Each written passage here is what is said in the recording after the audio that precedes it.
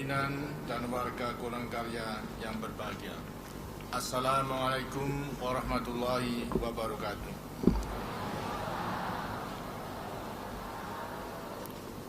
Saya merasa berbahagia dapat hadir di tengah saudara-saudara semua dalam rangka peringatan ulang tahun ke-33 golongan karya. Saya ingin menggunakan kesempatan yang berbahagia ini untuk mengucapkan selamat kepada seluruh jajaran pimpinan dan warga golongan karya di seluruh pelosok tanah air kita. Kepada tamu-tamu kita yang datang dari luar negeri, saya ucapkan selamat datang di negeri kami. Kehadiran saudara-saudara di tengah-tengah kami telah membuat kami berbesar hati.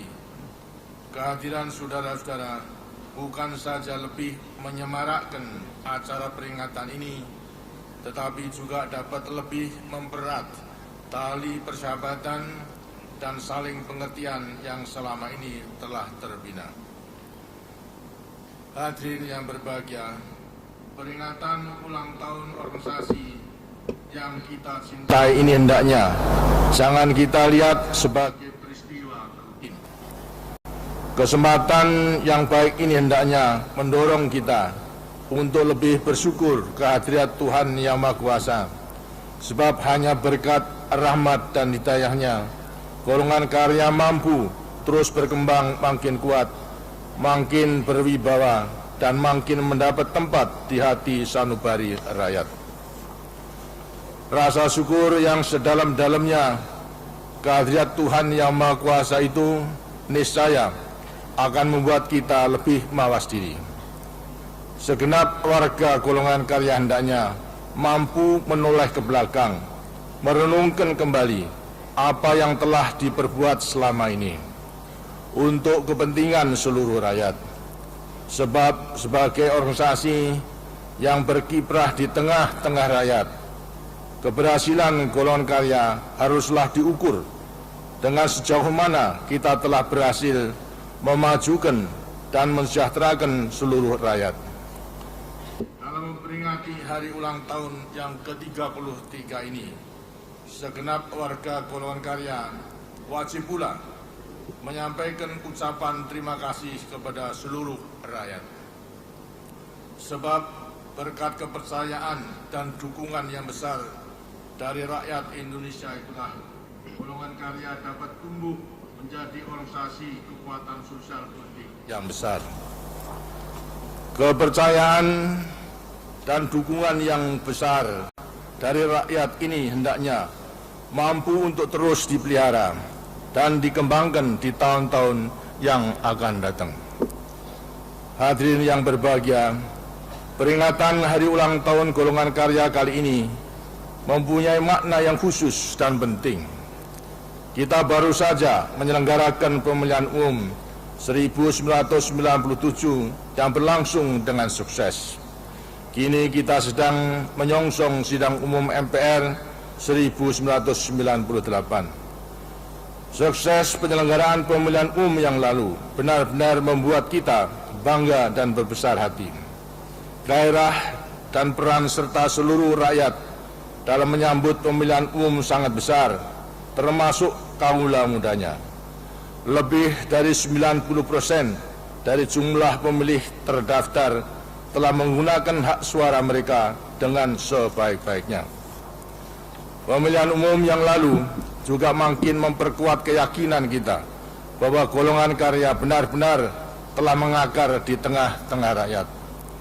Keberhasilan golongan karya memadukan aspirasi dan kepentingan seluruh rakyat menjadi kesatuan yang utuh untuk kesekian kalinya telah mengantarkan golongan karya menjadi kekuatan yang terpercaya untuk mewakili rakyat dalam lembaga perwakilan. Kepercayaan besar yang telah diberikan hendaknya mampu membuat segenap warga golongan karya dan secara khusus para anggota lembaga-lembaga perwakilan permusyawaratan rakyat dari golongan karya untuk terus memperjuangkan kepentingan seluruh rakyat tanpa kenal lelah.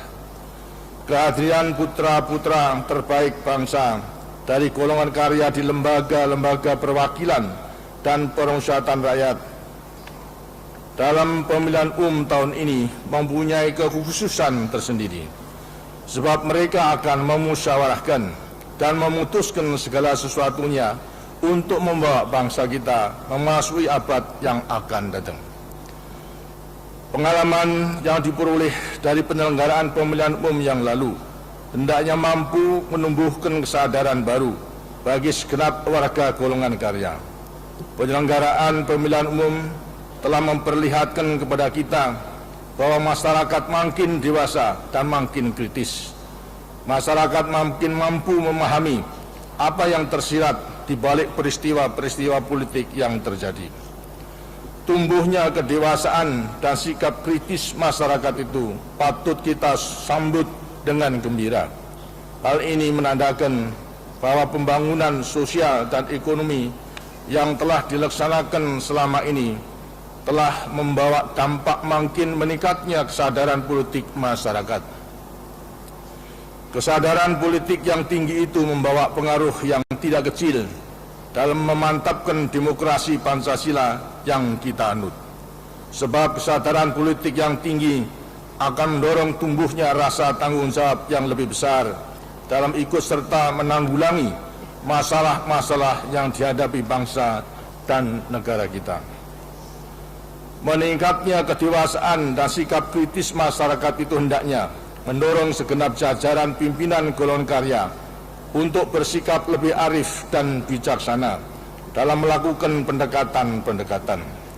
Sebab sikap dialogis hendaknya makin dikedepankan, sedangkan sikap menggurui, apalagi sikap ingin benar sendiri karena seolah-olah lebih tahu hendaknya makin ditinggalkan. Kesediaan untuk lebih banyak mendengar keluhan-keluhan warga masyarakat dan menyikapinya secara bijaksana akan menjadi kunci keberhasilan golongan karya di masa-masa yang akan datang. Hadirin yang berbahagia, penyelenggaraan kampanye pemilihan umum yang lalu juga menyadarkan kita bahwa sebagian warga masyarakat masih mudah terpancing untuk terbawa ke dalam berbagai gejolak. Kita bersyukur bahwa gejolak-gejolak itu telah dapat diatasi dengan sebaik-baiknya. Pengalaman berharga ini hendaknya menjadi bekal utama kita dalam mensukseskan sidang umum MPR 1998. Segenap warga golongan karya hendaknya mampu berperan aktif dalam memelihara ketentraman agar sidang umum MPR 1998 dapat terselenggara dengan sukses. Sidang umum MPR yang kita selenggarakan setiap 5 tahun sekali itu mempunyai arti sangat penting dalam melaksanakan amanat Undang-Undang Dasar. MPR akan menetapkan garis-garis besar haluan negara untuk meneruskan pembangunan nasional yang telah kita mulai sejak awal Orde Baru. MPR juga akan menetapkan berbagai ketetapan yang akan menentukan arah perkembangan masyarakat kita 5 tahun ke depan. MPR juga akan memilih presiden dan wakil presiden. Selanjutnya MPR akan memberikan mandat kepada presiden untuk melaksanakan garis-garis besar haluan negara. Sidang umum MPR 1998 mempunyai arti kekhususan tersendiri dibandingkan sidang umum yang pernah diselenggarakan sepanjang sejarah Orde Baru. Ketetapan-ketetapan MPR nanti akan menembus abad sekarang dan memasuki awal abad yang akan datang. Umat manusia akan memasuki zaman baru dengan dinamika perubahan yang sangat cepat dan luas jangkauannya. Dalam menyongsong abad yang akan datang itu, tidak ada pilihan lain bagi bangsa kita kecuali mempersiapkan diri dengan sebaik-baiknya. Kita sungguh-sungguh berbahagia jika kita mampu mewariskan segala sesuatu dengan baik kepada generasi yang akan datang. Merekalah yang akan meneruskan estafet perjuangan bangsa menuju masyarakat adil dan makmur. Saya yakin bahwa pembangunan nasional yang kita laksanakan selama ini telah mampu meletakkan dasar-dasar yang sehat bagi pertumbuhan bangsa kita di masa depan sebagai bagian dari proses pembangunan yang berkelanjutan. Hadirin yang berbahagia, apapun bentuk dan corak dunia masa depan itu, suatu hal yang telah tampak jelas kepada kita ialah ilmu pengetahuan dan teknologi akan terus memainkan peranannya yang sangat penting. Kemajuan teknologi informasi juga akan memberikan pengaruh yang luas bagi kehidupan masa depan. Dunia akan terasa makin kecil. Arus lalu lintas informasi yang akan datang tanpa dapat dihalang-halangi akan membuat dunia dan masyarakat makin terbuka. Tidak ada lagi bangsa-bangsa yang dapat menutup pintu bagi pengaruh dunia global yang menjadi salah satu ciri penting abad yang akan datang itu. Karena itu, tidak mungkin ada bangsa yang akan mampu menahan dinamika perubahan yang akan terjadi itu. Kita hendaknya menyadari setiap perubahan selalu mempunyai sisi ganda. Di satu pihak kita memberikan tantangan dan di lain pihak ia membuka peluang. Suatu bangsa akan tegak menjadi bangsa yang kuat, maju dan mandiri di masa depan jika bangsa itu mampu memberikan jawaban yang paling sesuai dengan tantangan yang muncul di hadapannya dan memanfaatkan setiap peluang yang tersedia dengan sebaik-baiknya. Dalam rangka menghadapi perubahan-perubahan itulah mempersiapkan sumber daya manusia yang tangguh menjadi suatu keharusan yang tidak dapat ditawar-tawar lagi. Dalam menghadapi setiap tantangan dan peluang adalah bijaksana jika kita tetap memelihara sikap hati-hati. Sifat tanpa perhitungan, apalagi terburu oleh nafsu untuk cepat meraih keberhasilan, bukan mustahil, justru dapat menjerumuskan kita. Setiap peluang tentu akan menghadapi kita pada pilihan-pilihan. Pilihan terbaik bagi bangsa kita ialah apa yang sesuai dengan kebutuhan kita sendiri. Sudah tentu dengan memperhitungkan pula batas-batas kemampuan yang kita milikinya. Hadirin yang berbahagia, sejak kehadiran golongan karya 33 tahun yang lalu, organisasi yang kita cinta ini telah bertekad untuk berjuang menjadikan Indonesia sebuah negara modern dan maju. Tekad itu tidak pernah luntur, meskipun kita dihadapkan kepada tantangan-tantangan yang tidak sedikit. Kita semua merasa yakin tekad untuk menjadikan bangsa kita menjadi bangsa yang maju sejajar dengan bangsa-bangsa lain yang telah maju lebih dahulu adalah suatu perjuangan suci dan mulia. Karena itu, dalam pembangunan jangka panjang tahap kedua, kita akan terus berjuang untuk mewujudkan cita-cita yang suci dan mulia itu.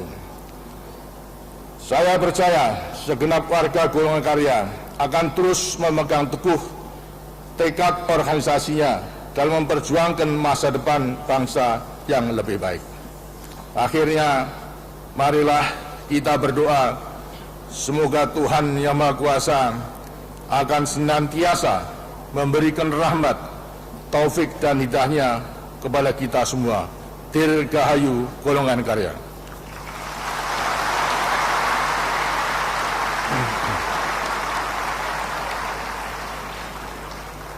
Saudara-saudara sekalian, tadi telah bersama-sama kita mendengarkan statement politik daripada golongan karya, hasil daripada rapimnya, yang disusul pula dengan penegasan Ketua Umum DPP Golkar mengenai atau menyongsong suksesnya sidang umum MPR yang akan datang.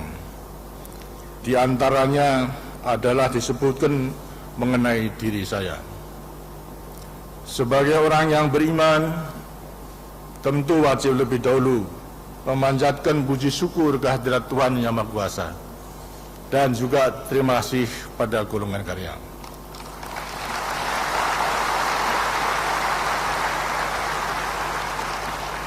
Tetapi sebagai manusia yang serba kekurangan, wajib saya harus mawas diri, mengoreksi diri, atau mulat sari rohang rosowani. Apakah benar daripada penampungan aspirasi rakyat oleh golongan karya, bahwa rakyat mempercayai kepada saya?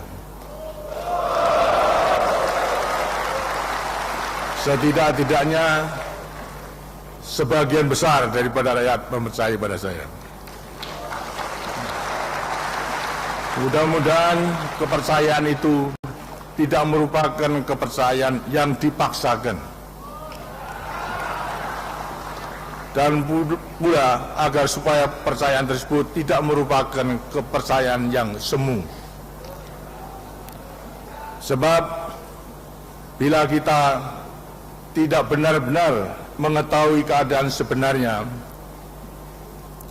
mungkin terjadi saya sebagai golongan karya atau kader Golkar akan dituduh menjadi penghalang daripada suksesi. Mungkin juga saya sebagai kader Golkar akan dituduh penghalang daripada regenerasi. Mungkin juga saya dituduh menjadi kader Golkar yang tidak tahu diri, karena sudah 6 kali menjadi presiden, masih mau menerima yang ke-7 kalinya.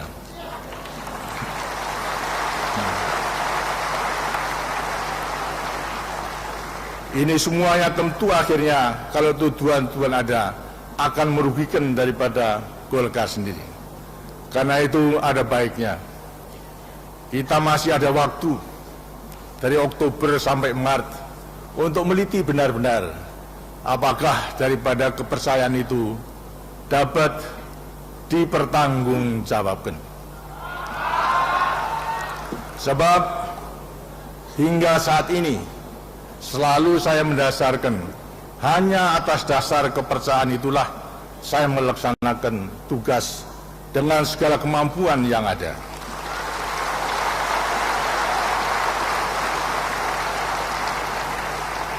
Tanpa ada kepercayaan, kiranya sulit bagi saya untuk melaksanakan tugas yang maha berat itu. Karena itu mari kita gunakan untuk meliti lagi sampai bulan Maret, apakah benar-benar rakyat masih mempercayai kepada saya itu. Bila mana ternyata tidak, bagi saya bukanlah masalah. Karena saya akan bisa menempatkan diri dalam falsafah suksesi pewayangan. Apa itu falsafah suksesi daripada pewayangan? Kita mengetahui bahwa zaman pewayangan, baik yang telah kita pelajari seluruhnya, belum mengenal republik, yang berarti juga belum mengenal presiden. Yang dikenal adalah kerajaan yang dipimpin oleh Sang Noto atau daripada Sang Prabu. Kemudian dibantu oleh patih yang bertindak sebagai gambaran sekarang sebagai Perdana Menteri. Di sampingnya itu ada pendeta yang mendampingi Sang Noto, Sang Prabu dalam rangka perjuangan spiritual. Maka falsafah suksesi daripada ajaran pewayangan adalah lengser ke Prabon, madep pandito.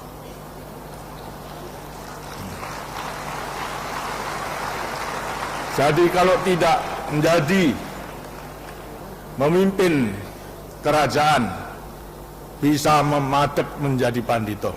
Apa tugas daripada pandito? Tugasnya adalah pertama, mendekatkan diri kepada Tuhan Yang Maha Kuasa. Yang kedua adalah mengasuh anak, cucu, dan cicit supaya menjadi orang-orang yang berguna bagi negara dan bangsa. Kepada masyarakat akan memberikan saran-saran atau dalam kata-katanya wur-wur sembur kepada masyarakat yang membutuhkan. kepada penguasa Topuri Handayani sedemikian rupa sehingga Sang Loto dapat mengatur negaranya secara tentram yang digambarkan